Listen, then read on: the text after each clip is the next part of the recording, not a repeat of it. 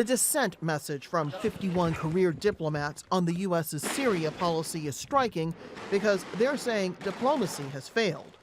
These officials say the only way to get President Bashar al-Assad to end the civil war is to launch targeted airstrikes against his government. Even though he's made the same argument in the past, Secretary of State John Kerry isn't saying whether or not he agrees. I think it's an important statement, and I respect the process very, very much. And I will probably meet with people or have a chance to talk when we get back. Moscow's reaction: U.S. airstrikes against Assad would lead to chaos.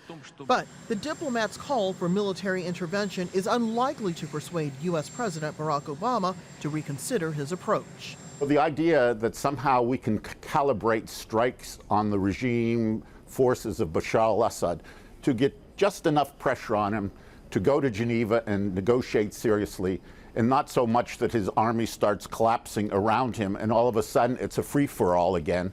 I don't know how you do that. The diplomats' criticism comes as the Pentagon is accusing the Russians of bombing the last American-trained rebels in southern Syria on Thursday. Sources tell Al Jazeera 2 new Syrian army fighters were killed and several others were injured in the attack.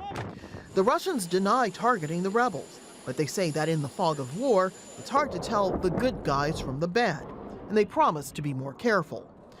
As for the U.S.'s charge that Moscow hasn't put enough pressure on Bashar al-Assad, the Russian president said this.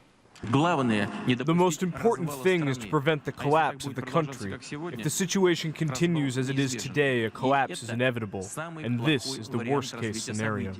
But it's not clear whether Russia and the U.S. will do what the other believes is required to prevent that collapse. Rosiland, Al Jazeera, Washington.